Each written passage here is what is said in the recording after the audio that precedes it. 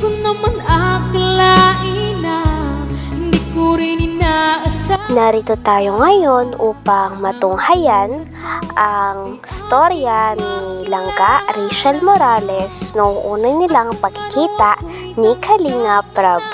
Dito rin ay malalaman natin ang pinakatunay na buhay nila bago sila matulungan ng Kalingap team. Oh, my angel, angel, baby, angel. Mr. Cupido, ako na may tulungan mo. Ikaw nga ba si Mr. Right? Ikaw nga ba love of my life?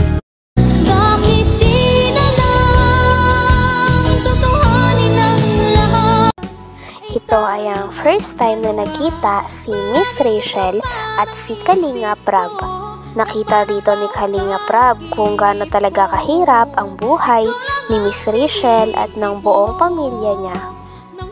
5 silang magkakapatid at ang nakakalungkot pa dito ay kakamatay lamang ng kanyang mama noong last year. At ito ay dahil nakuryente siya.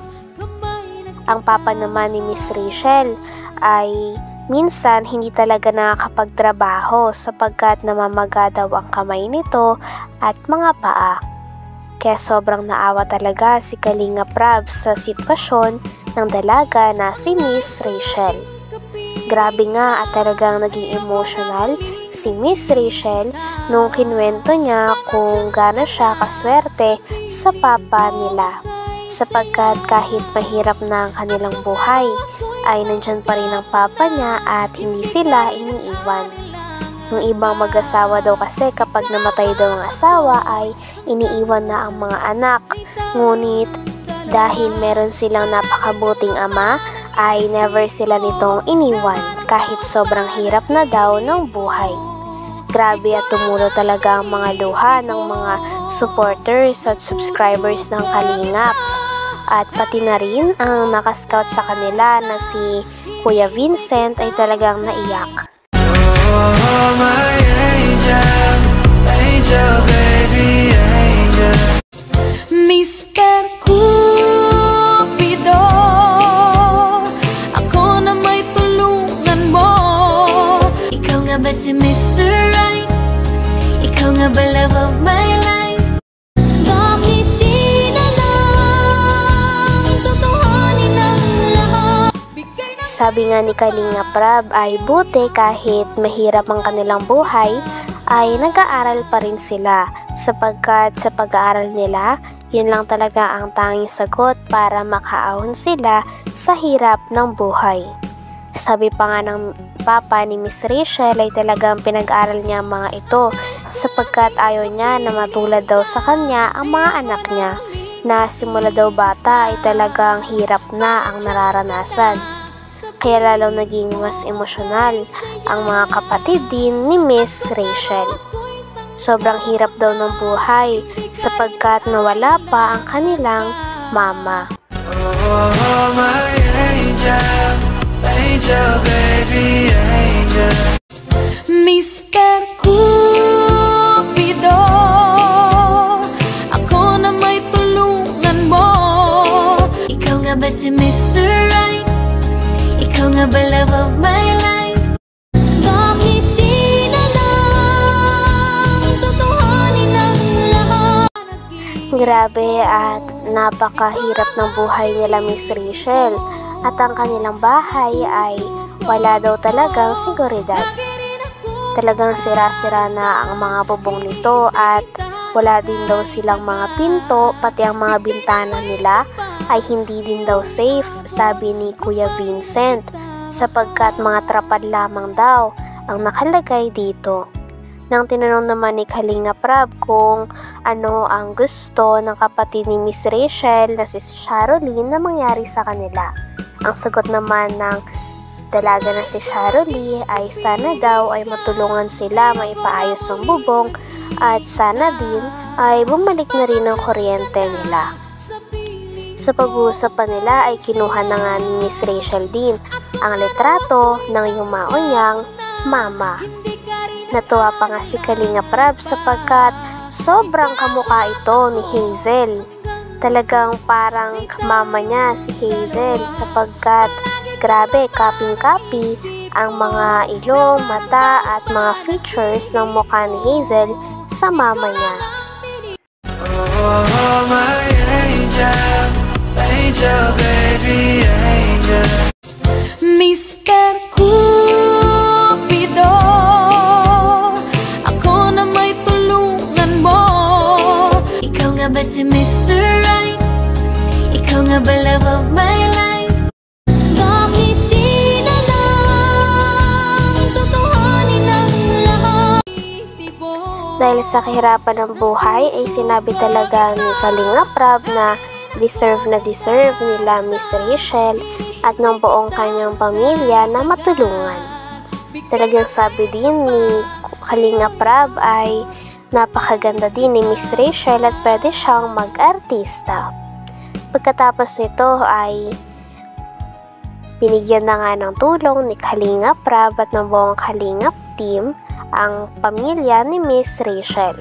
Binigyan nila ito ng 6,000 at binigyan din nila ito ng bigas. Si Kuya Vincent naman ay nagbigay din ng 5K galing daw sa hindi nagpakilalang sponsor para daw sa pagpapagawa ng bubong nila Miss Rachel. Grabe at napakahirap pala ng buhay nila Miss Rachel dati. Kaya buti na lamang talaga at natagpuan sila ni Kuya Vincent at tutulungan nila Kalinga Prab. Wala po kayong asawa niya po? Wala na daw sabi sa akin. Patay na. Nakakurente doon sa may... Ay, nakurente? Yung Aksidente pala nang nangyari doon, ano? Grabe. Mag-aalas 6 ng gabi yun. Mag-alas 6 ng gabi. Ba't po nakurente? Basa? Nahulog yung ilaw na may yung dihila lang doon sa may ano. Tulog siya? Ay, hindi. Tapos diniretso man yan damputin. Ay, wala man ako noon. Kaalis-alis ko lang. Grabe. Sabi, pag pinanghahanap na ako ng kapitbahay ko yan, oh. Ay, pag wala akong trabaho, yun na nanghanap buhay na. Minsan di ako nakakatrabaho, ay masasakit ko lagi ito. Bakit po di kayo nakakatrabaho tayo? Ay, namaraga ko ito minsan, oh. Namamaga? Namanas? Ganon? Masakit pati. Namamaga tapos sumasakit? Ano po nagtitrigger sa ganon? Bakit po siya namamaga at na sumasakit? Sabi man nila, paspa na daw ako. So, paano? Ano po yung nagpapalakas sa inyo? Saan po kayo kumukuha ng lakas sila. Para? Wala man ibang mapalakas sa akin kundi sila, eh. Pang anak nyo po. Sayo man nila sa akin. Sige lang papa, huwag ka lang para ano, eh.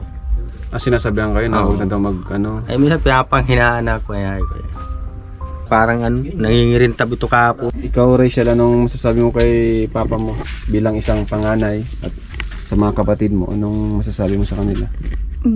Ano po, bilib po ako kay papa kasi kahit po nahihirapan po siya, kahit po sobrang init, nagtatrabaho po siya.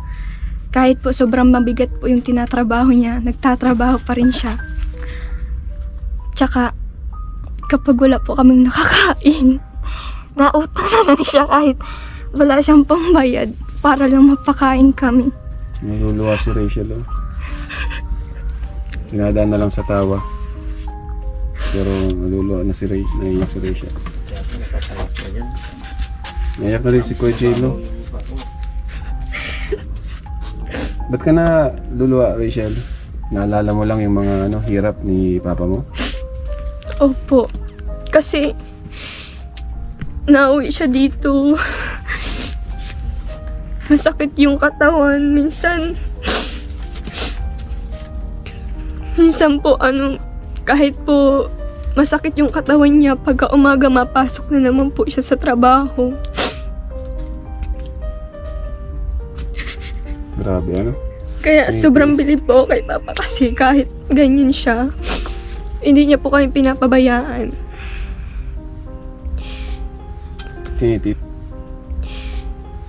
Tinitis yung Proud sakit. po ako kasi siya po yung naging papa ko. Yung iba pong tatay, kapag wala na po yung asawa nila, iniiwan na po yung mga anak. Pero si papa hindi kami iniwan kahit sobrang hirap. Grabe, nakakaalala. Sige, yakapin niyo, yakapin niyo si tatay niyo. Dali, yakapin niyo. Yakapin niyo si papa niyo. Wala, nadadama. Bro. Kasi ikaw yung naging papa namin. Grabe. Ikaw lang ang tinitibok ng puso ko. Hanggang dito na lamang muna ang ating throwback update kay Langga Rachel Morales na tungkol sa kanyang buhay noon. Hanggang sa muli, bye!